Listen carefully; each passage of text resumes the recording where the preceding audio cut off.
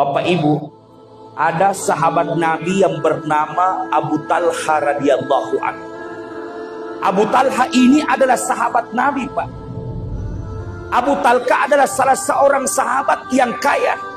Apa yang membuat Abu Talha kaya? Luar biasa luasnya itu kebun kurmanya Abu Talha. Bisa dikata dia adalah orang yang terluas kebun kurmanya, Bapak. Bayangkan ini, Pak. Mungkin kita di dunia kalau banyak harta, kita tetap ingat dibilang, oh ada kebunku di sini, oh ada lahanku di sini, oh ada hartaku di sini. Kalau Abu Talha itu lupa bahwa saya punya harta di sini. Kebunnya itu lupa, Pak.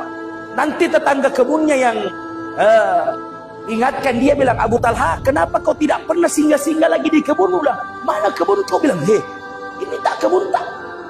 Ini kebunmu. Oh, saya lupa itu. Kalau saya ada orang seperti itu, Pak, di sini lupa hartanya, bilang di mana? Ada orang kaya seperti itu, Pak. Lupa bilang kebunku ada di sini, lahanku ada di sini. Abu Talha begitu kayanya jamaah, lupa bahwa di mana hartanya sebagian. Dia tidak urus. Tapi kekayaan Abu Talha itu, Pak Bu, tidak pernah membuatnya surut untuk taat beribadah kepada Allah. Termasuk sholat berjamaahnya Abu Talha tidak pernah terlambat. Jamaah dimuliakan oleh Allah, meskipun hanya 1 rakaat, tidak pernah terlambat. Kenapa tidak pernah terlambat? Karena selama ini, jauh sebelum masuknya waktu, Abu Talha sudah mempersiapkan diri untuk taat sholat kepada Allah. Maka suatu ketika, Bapak Ibu, Abu Talha ini pergilah di suatu kebun kurmanya.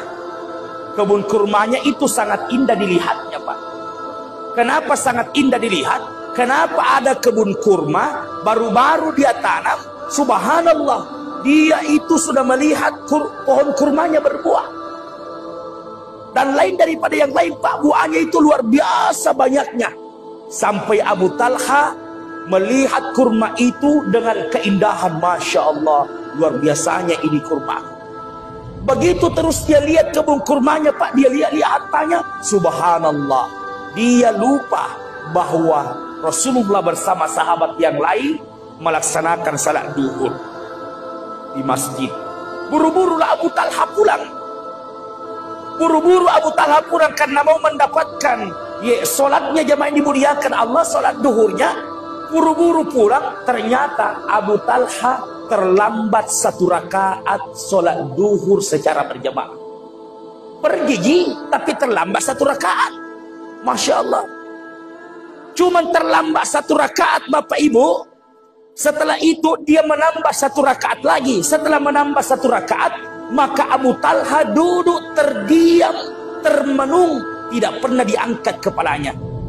Mau lihat contohnya Abu Talha duduk? Ke bawah. Jangan bilang. Begitu sudah. Contohnya seperti itu, Pak. Dia termenung, gelisah sekali, risau sekali hatinya, Pak. Abu Talha itu setelah menambah 1 rakaat, ternyata apa yang diperbuat Abu Talha, kenapa kepalanya terus melihat tempat sujudnya? Ternyata Abu Talha menangis, Pak. Nabi waktu itu karena beliau yang memimpin sholat. Semua sahabat lain sudah keluar, Bapak Ibu. Kenapa Abu Talha sendiri duduk termenung? Entah, Bapak Ibu. Kata Nabi, kenapa ini Abu Talha? Kenapa barusannya tinggal lama seperti itu? Biasanya, lama sebelum duhur masuk, dia sudah ada. Setelah salam, setelah berdoa, mereka bertebaran ke muka bumi ini untuk melanjutkan pekerjaannya. Abu Talha kenapa detik ini? Yang lain sudah pada keluar, kenapa Abu Talha duduk?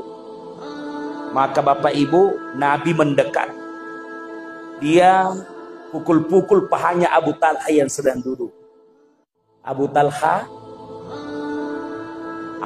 tidak menyahut. Padahal Nabi yang bertanya. Ditanya lagi, Abu Talha, dikasih naik lagi di tepukannya di sini, Pak. Abu Talha tidak menyaut lagi, Pak. Kemudian ketiga kalinya Nabi penasaran ada apa dengan Abu Talha. Tidak sepertinya terjadi pada Abu Talha sebelumnya. Apa yang terjadi kepada Abu Talha? Maka Nabi setelah memukul pahanya tidak bergerak, setelah memukul lengannya juga tidak bergerak. Wah, maka Nabi Shallallahu Alaihi Wasallam mengangkat kepala Abu Talha. Abu Talha. Wah, ternyata Nabi melihat Abu Talha menangis. Tangisannya Abu Talha itu Bapak Ibu berbeda dengan tangisan yang lain.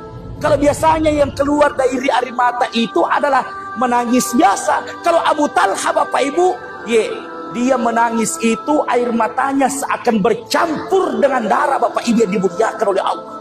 Keluar dari mata Abu Talha.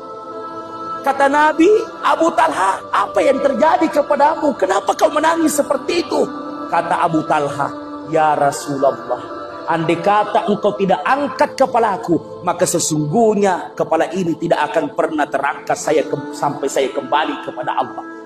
Apa yang membuatmu Abu Talha? Ya Rasul, sesungguhnya saya adalah orang yang suka sekali mendapatkan takbiratul awal daripada imam.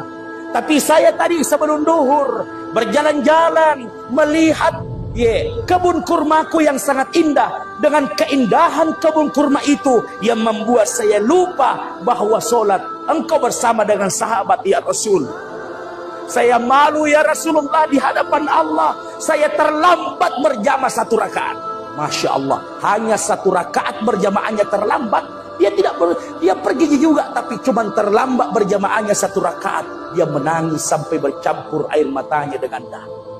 Abu Talha Pak, 1 rakaat saja berjamaahnya ketinggalkan. Masya Allah, gelisahnya luar biasa. Kalau kita 1 minggu tidak pergi berjamaah, tidak malu-malu juga. Tahu apa katanya? Betul? Abu Talha cuma 1 rakaat. Kata Abu Talha, ya Rasulullah, yang membuat saya terlambat berjamaah 1 rakaat adalah kebunku yang sangat indah itu. Saksikan ya Rasulullah, saya akan berikan kebun kurma itu. Ambil nih ya Rasulullah, ambil, berikan sama siapa saja. Ambil. Kata Nabi, bagaimana saya mau bisa ambil kalau kau saja anggap itu celaka? Bagaimana kalau saya yang terlambat juga berjamaah? Kata Nabi, tidak usah kau berikan, tidak apa-apa, minta taubat kepada Allah. Ya Rasul, terpaksa, silakan ambil semua itu. Wah, luasnya Bapak Ibu yang dimuliakan oleh Allah Subhanahu Wa Taala. Kira-kira kalau ada imam Pak, ada jamaahnya seperti itu, kenapa Pak Haji? Pak Ustaz terlambat Kak yang pergi berjamaah karena menjual. Terus ada tokoku itu Pak Ustaz, tokoku 1, 2, 3, 4, 5, ambil semua tokoku Pak Ustaz. Apa dah kira-kira dah bilang Pak Imam? Tambah itu? Wah, perketih. Betul Pak? Dengan ketegasan Abu Talha ini tidak mau meninggalkan Bapak Ibu ibadah, termasuk berjamaahnya jamaah yang dimuliakan oleh Allah Subhanahu Wa Taala.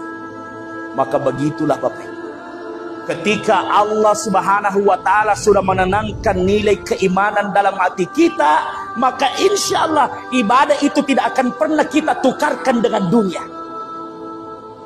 Orang yang dalam hatinya ada iman Bapak Ibu, insya Allah tidak akan pernah dia tukarkan dengan hartanya dengan ibadah kepada Allah Subhanahu Wa Taala. Dia menganggapnya bahwa ibadah yang selama ini saya dapat harta yang selama ini saya dapat itu hanya titipan dari Allah Subhanahu Wa Taala. Itu Abu Talha Pak. Ada Abu Talha di sini? Ada Pak? Kalau ada, mari kita berguru sama-sama.